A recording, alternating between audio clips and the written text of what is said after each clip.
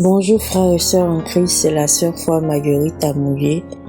Je viens aujourd'hui, le 17 septembre 2023, vous rendre le témoignage de la révélation que le Seigneur m'a montrée. Et je tiens à préciser que cette révélation, le Seigneur m'a montrée il y a de cela 1 an. Mais le Seigneur a voulu que je garde cette révélation pour moi. Il n'était pas encore temps de pouvoir donner ce message. Et donc aujourd'hui, c'est temps-ci, le Seigneur m'a dit qu'il est temps que je pouvais maintenant donner le message. Donc c'est pourquoi je viens aujourd'hui, le 17 septembre 2023, vous donner ce message. Donc avant toute chose, on va remettre tout entre les mains du Seigneur Jésus-Christ. Seigneur Dieu, merci de parler au travers de moi.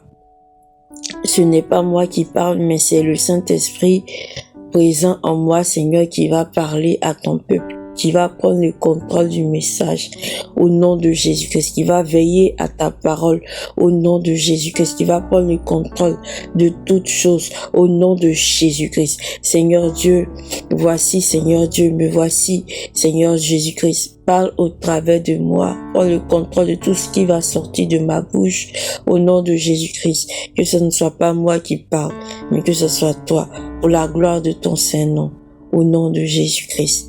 Amen. Dans cette révélation, avant tout propos, je vais vous parler dans cette révélation de l'Afrique, de Poutine en Afrique et puis des Asiatiques. Donc, dans cette vision, j'ai vu le président Poutine lui-même en personne en tournée africaine en Afrique. Je l'ai vu lui-même en personne en Afrique. Et je l'ai vu, ils ont organisé, je ne sais pas dans quel pays africain, mais ils ont organisé une cérémonie en son honneur. Et cette cérémonie avait lieu c'était comme dans un stade, dans une place de stade. Et il était dans les tribunes là. Il était entouré de lui-même, ses collaborateurs. Et puis, il y avait plein de chefs d'État africains. Il y avait plein de militaires, tout cela, des corps habillés, tout cela, des gendarmes, tout, pour assurer la sécurité des lieux, tout ça. Et j'ai vu le président Poutine demander quelque chose d'indécent à l'un de nos représentants africains. Et c'était quelque chose d'indécent, mais ce représentant africain-là a accepté. Il n'a même pas bronché, il a accepté. Et donc, dans ce songe, le Seigneur m'a fait comprendre que Poutine avait le pouvoir de demander tout et n'importe quoi et tout lui était accordé sans refus. Sans refus. Et donc, j'ai compris dans ce songe que l'Afrique sera toujours sous la domination d'une puissance plus forte qu'elle. Il n'y aura jamais de gagnant-gagnant. Ce que les gens parlent, oui, on veut collaborer avec telle personne et ça sera du gagnant-gagnant. Non, ça sera pas du gagnant-gagnant. J'ai vu que le président Poutine demandait les choses avec ordre, avec autorité. Et ces choses-là lui étaient accordées sans refus. Nos chefs, nos représentants, les nouveaux chefs qui vont représenter les anciens qui vont partir là, ils vont faire pareil que les anciens qui étaient là. Rien ne va changer, bien au contraire du moins, la situation de l'Afrique va s'aggraver. Pourquoi? Pourquoi je dis ça? Parce que le Seigneur m'a fait comprendre dans ce songe-là que ceux qui étaient là, les Français qui étaient là avant, les Français nous exploitaient. Mais avec les Français, on avait quand même une petite part plutôt du gâteau, une petite part du partage. Mais avec les nouvelles puissances qui vont venir pour contrôler l'Afrique, on n'aura rien. L'Afrique n'aura rien. L'Afrique sera sous domination complète et sous autorité complète des leaders mondiaux qui vont venir après la France. Effectivement, la France va tomber parce que la France, le Seigneur lui a donné le temps pour elle de se repentir, le temps pour les chefs d'État de se repentir et le temps même pour les Français et les Françaises même du pays pour pouvoir se repentir. Mais ils n'ont pas voulu se repentir, ils sont restés dans l'orgueil, dans l'idolâtrie. Et le Seigneur m'a même dit que le président Macron est à l'image de la population française. Donc, la population française mérite ce président-là. Donc, c'est ce que le Seigneur Jésus m'a fait comprendre. Et donc, revenons au sujet en question. Et donc, avec les Français, il y avait au moins une petite part qui nous revenait. C'était pas grande chose, c'était minime, mais il y avait une petite chose qui nous revenait. Mais avec les leaders mondiaux qui vont venir, il n'y aura rien pour nous. L'Afrique sera partagée comme un gâteau et il n'y aura rien pour nous. Rien ne va nous revenir. On ne pourra rien revendiquer. Et j'ai vu par la suite que c'est comme si l'Afrique était partagée entre les Asiatiques et les Occidentaux. Les Occidentaux qui seront là, c'est quoi? C'est-à-dire, c'est Poutine. L'Afrique était partagée entre les Asiatiques. Les Asiatiques, le Seigneur ne m'a pas donné exactement le pays asiatique, mais j'ai vu les Asiatiques au Kenya. J'ai même fait un audio où le Seigneur m'a montré la guerre au Kenya et j'ai vu plein d'Asiatiques là-bas.